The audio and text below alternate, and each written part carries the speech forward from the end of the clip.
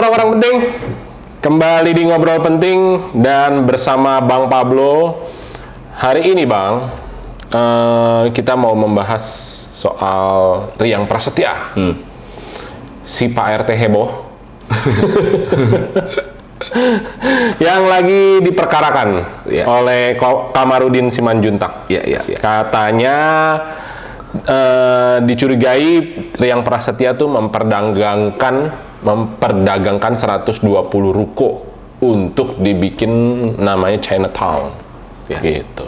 Ini yang sebenarnya banyak ditunggu-tunggu oleh banyak orang kan sebenarnya kan. Selama ini kan orang nggak tahu bahwasanya apa yang Riang Prasetya ini perjuangkan kan begitu. Maka di video yang lalu-lalu kita berbicara tentang Riang Prasetya, yang gua sampaikan adalah justru ini momen bagus di mana mereka ini saling buka, kan begitu, saling buka, saling saling mengetahui, saling menelanjangi lah begitu. Apa sih yang sebenarnya terjadi gitu ya? Apa yang dilakukan Riang Prasetya, apa yang dilakukan oleh pemilik ruko. Ibarat gula kalau dituang di dalam air, kalau kita mau menikmati rasa manisnya maka harus diaduk dulu. Ya untuk menghasilkan satu kesimpulan yang baik, ya itu biarin aja biarin masing-masing memperjuangkan kepentingannya, begitu ya. Nanti ujung-ujungnya masyarakat yang akan menilai mana yang bagus, mana yang enggak. Tapi kembali lagi, jangan jadikan kasus Riang Prasetya ini sebagai kasus nasional, karena ini skupnya RT kan begitu. Betul nggak? Ini skupnya skup RT gitu. Kalau ini digulirkan sebagai kasus yang besar, diperhatikan oleh seluruh masyarakat Indonesia, gua khawatir ini sebenarnya ada upaya untuk mengalihkan sejumlah isu nasional lainnya begitu. Karena ini sebenarnya urusan skup RT ini kan paling kecil kan gitu ya. Bisa dikatakan pemerintahan paling bawah begitu. Jadi kayaknya nggak penting-penting amat gitu. Karena beberapa kali gue lihat gitu, ada kasus RT ini terus aja digoreng gitu ya. RT-nya si Dewi Persik, ya RT ini begitu ya, digoreng terus sehingga membuat isu-isu kita itu menanggapi perkara-perkara yang receh kalau menurut gua. Kan begitu kan. Nah, tapi kita nggak tahu sebenarnya apa yang ada di balik belakang daripada mereka ini. Gitu. Kalau misalnya dibilang ada yang kan kalau nonton videonya pressconnya dari Kamarudin Simanjuntak itu kan katanya di belakangnya Pak Riang ini ada konsorsium 303. Konsorsium apa? Konsorsium yang mau mendirikan Chinatown itu bisnis gitu. Jadi apapun itu, Kamarudin Simanjuntak ketika dia mengajukan gugatan atau melapor ke pihak yang berwajib terkait apa yang dilakukan oleh Riang Prasetya, pasti Kamarudin Simanjuntak memiliki bukti, memiliki unsur yang kuat untuk melakukan itu gitu. Nggak sembarangan juga, namanya dia seorang lawyer, apalagi nama dia belakangan naik gara-gara membela keluarga Brigadir J kan, kasus Ferdy Sambo. Jadi menurut gua apa yang dilakukan oleh Kamarudin Simanjuntak itu pasti berdasar gitu ya, nggak sembarangan juga. Soalnya gitu. Terlihat di situ Pak Kamarudin tuh menunjukkan bukti-bukti WhatsApp-nya yang menyebutkan kalau memang si Pak RT ini urusan kalau nggak salah kata-kata itu urusan Chinatown, biar satu pintu aja melalui saya, jangan jadi ada tumpang tindih gitu. Gitu. Ya itulah, apapun itu intinya kalau memang seandainya benar begitu ya buka selebar-lebarnya, habis itu proses secara hukum. Tapi tidak dijadikan satu kasus nasional yang serius juga untuk ditanggapi oleh begitu banyak orang. Sayang gitu. Kita fokus terhadap saat ini menuju ke kontestasi politik yang begitu besar. Kalau seandainya kita harus ketutup dengan urusan remeh-temeh begini gitu ya, ini membuat akhirnya kita tuh beralih fokus gitu ya. Yang harusnya kita menentukan siapa yang akan memimpin kita 5 tahun mendatang begitu. Tapi akhirnya kita terfokus kepada urusan yang kecil, yang urusan gorong-gorong ya itu. Urusan begitu itu kan kayaknya nggak menjadi suatu hal yang perlu untuk diperhatikan publik begitu.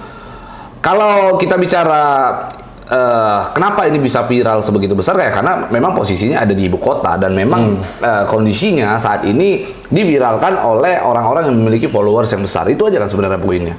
Kalau seandainya tidak diviralkan juga sebenarnya hal-hal seperti itu lazim terjadi di beberapa daerah, di Medan, di di beberapa daerah-daerah yang jauh dari sorotan media, itu sering terjadi. Bukan hal yang dikatakan luar biasa begitu. Cuman nggak tahu kenapa hal ini bisa digoreng sedemikian rupa. Pasti ada penyebabnya begitu. Yeah. Pasti ada yang menginginkan sesuatu dari pertengkaran ini kan begitu. Sehingga ya kita lihat aja nanti ke depannya seperti apa. Yang pasti Komarudin Simanjuntak pasti punya bukti, pasti punya unsur yang dia anggap itu memenuhi unsur-unsur yang dia katakan melaporkan Riang Prasetya. Apalagi dia kemarin katanya melaporkan Riang Prasetya dengan kasus penggelapan, pemalsuan dokumen dan sebagainya. Itu pasti ada unsurnya, ada buktinya begitu. Sehingga ya kita tunggu saja bagaimana proses hukum berjalan kan begitu. Kalau misalnya berarti kan Abang menganggap ini masih kasus remeh lah ya gitu. Terus dijadikan untuk pengalihan isu lah. Tapi kalau misalnya ini ternyata terbukti memang ada pemain besar di belakang ya. Terus yang dirugikan dan yang terlibat mungkin ada dari pemerintahan juga, apakah masih bisa dianggap kasus remeh juga? Loh, sekarang kalau memang ada proyek besar, ada melibatkan tokoh-tokoh nasional dan sebagainya, ya ungkap dong siapa tuh tokoh-tokoh nasionalnya. Jangan cuma hanya ngomong doang kan begitu. Sekarang ini ada Chinatown apa segala macam, ya lagi ada proyek apa segala macam. Ya tinggal dibuka aja. Ini ini terlibat loh. Ini bagaimana? Nah, bikin alurnya. Setahu gua, Komarudin itu pintar begitu tuh. Komarudin tuh dia pada saat mengungkap sesuatu, dia membuat satu opini legal itu menurut gua dia bagus. Dan keberanian dia mengungkap orang dengan cara menunjuk hidung itu sangat sangat bagus sekali dan dia bisa gitu. Nah, poinnya adalah kenapa ini belum dilakukan, kan begitu? Apakah memang tidak mau dilakukan atau memang belum dilakukan? Kan itu aja poinnya. Apakah dia memang nantinya akan membuka seperti itu? Chinatown proyek siapa? Sebutlah siapa. Kan begitu. Gitu. Nah, jadi kalau misalnya kita belum bisa mengaitkan dengan yang lebih besar, Bang.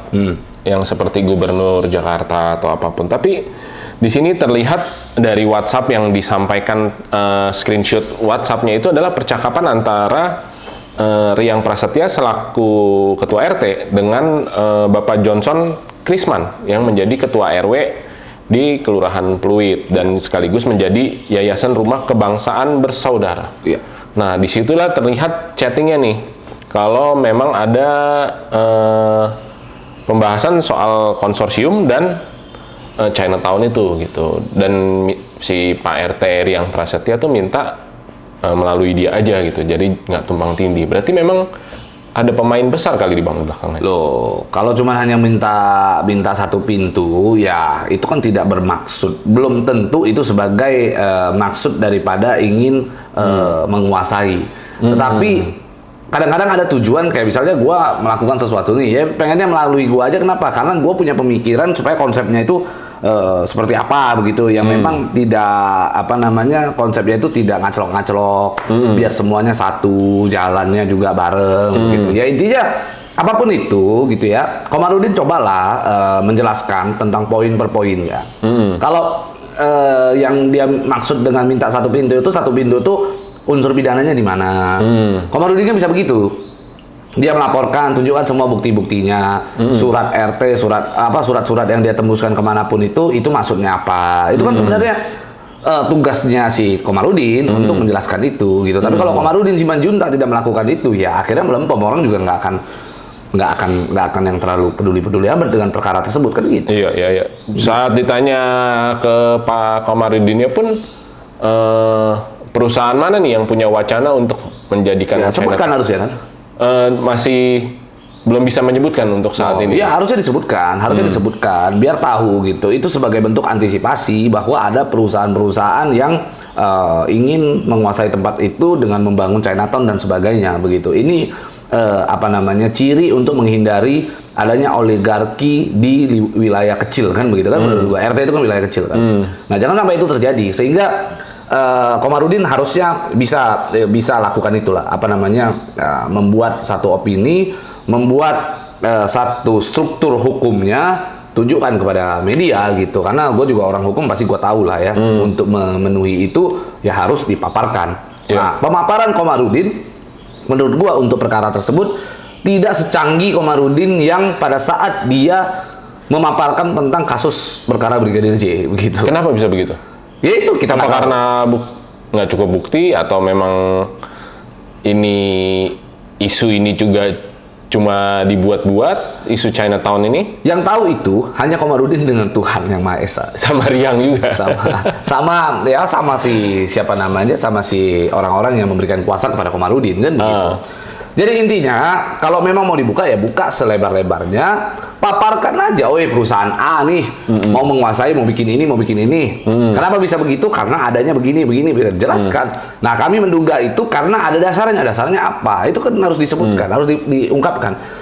Bentuk daripada mencerdaskan masyarakat gitu ya tentang satu konstruksi hukum, tidak serta-merta asal tunjuk hidung.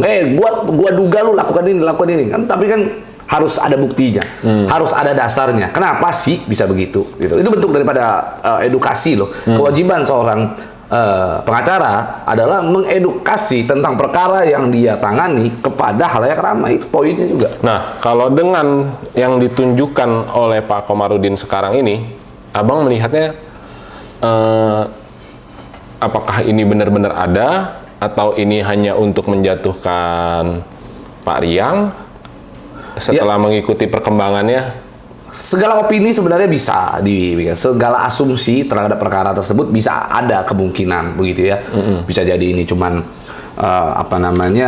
upaya kontra lapor gitu ya, melakukan hal tersebut karena sedang terjadi konflik antara kedua belah pihak, sehingga harus masing-masing pegang satu buah pisau begitu, untuk kalau seandainya satu menusuk maka satu lagi bisa melakukan perlawanan menusuk kembali. Itu bisa ada poin seperti itu. Tapi bisa juga memang adanya whistleblower di sana yang ingin mengungkap hal tersebut. Masyarakat tidak merelakan tempatnya untuk dijadikan Chinatown, sehingga Riang Prasetya memanfaatkan itu untuk menetralisir membersihkan gitu ya, mensterilkan tempat itu sehingga nanti bisa menjadi Chinatown dan sebagainya. Itu bisa juga seperti itu. Ya kembali lagi yang tahu itu hanya mereka-mereka orang yang sedang berperkara begitu. Nah, kalau untuk perkara Komarudin saat ini, menurut gua yang dilakukan oleh Komarudin itu atas dasar profesionalisme sebagai seorang advokat. Jadi kita nggak bisa katakan bahwa Komarudin lakukan itu karena atas dasar kemanusiaan juga, belum tentu begitu. Jadi kalau gua lihat Komarudin secara profesional ya dia melakukan profesinya sebagai advokat dalam membela kliennya begitu. Lu minum apa? Kopi. Oh, kopi ya. Oke. Dari cangkir baru. Oke, coba gua minum lah. Kalau gua sih berasa ya, kalau lu nggak tahu gua. Oke. Nah, ya. Ini kan kayak Abang bilang tadi ya, ini tuh perkara receh. Istilahnya bangunan, para pemilik ruko, makan jalan mungkin sekitar misalnya 4 meter, 5 meter. Nah, terus udah dibongkar, terus mau nggak mau harus diperbaiki. Udah sebegini lama emang belum diperbaiki. Terus biaya memperkarakan ini aja pasti jauh lebih besar daripada ngebenerin rukonya dia gitu. Jadi ya, sejak awal kan gue sudah sampaikan tentang perkara tersebut. Gue berharap agar perkara tersebut diselesaikan sebenarnya secara musyawarah antara warga dengan si Riang Prasetya. Udahlah selesaikan, karena gua dari awal sudah meyakini bahwa masing-masing pihak punya kepentingan tersendiri, termasuk Riang Prasetyanya. Gua dari awal sudah sampaikan itu. Dan gue juga sudah sampaikan jangan hal tersebut menjadi besar gitu ya, hanya untuk menutupi sejumlah kasus-kasus nasional lainnya gitu. Justru itu menjadikan negara kita ini jadi negara yang konyol nantinya gitu ya. Kalau kita hanya mempermasalahkan badan jalan yang digunakan gitu ya, ada paret atau apa itu selokan yang ditutup gitu ya, gorong-gorong yang ditutup lalu dijadikan lahan. Ini kan hanya perkara tentang ketentuan dan kebijakan. Ini ada dua hal nih. Berdasarkan ketentuan itu tidak boleh digunakan. Tetapi penguasa boleh memberikan kebijakannya.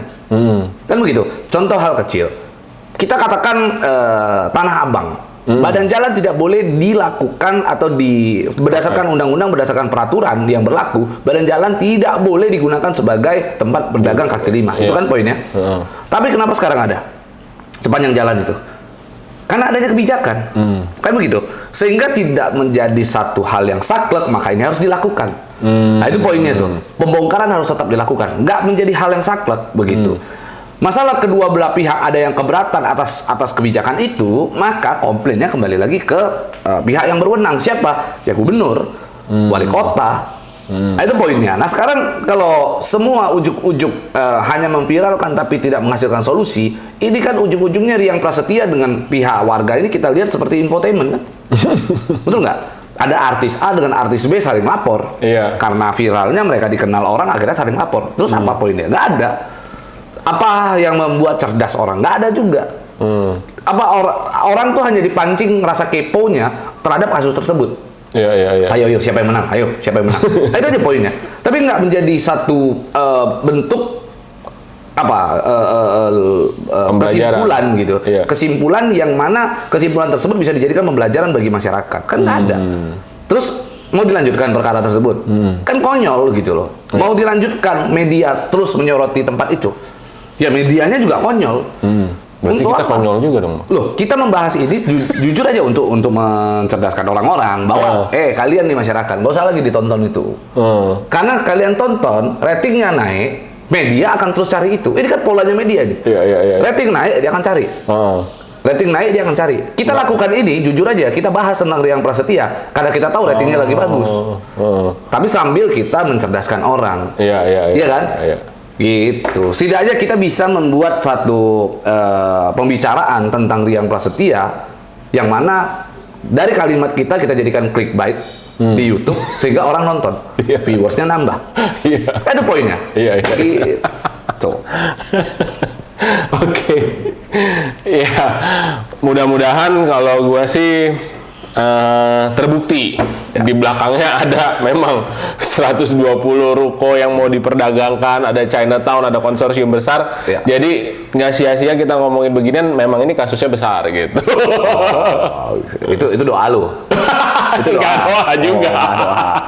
Ya kan wah ini aja. Tapi intinya ya apapun lah itu, apapun poinnya, nggak usah gede-gedein, udah tutup aja itu kasus.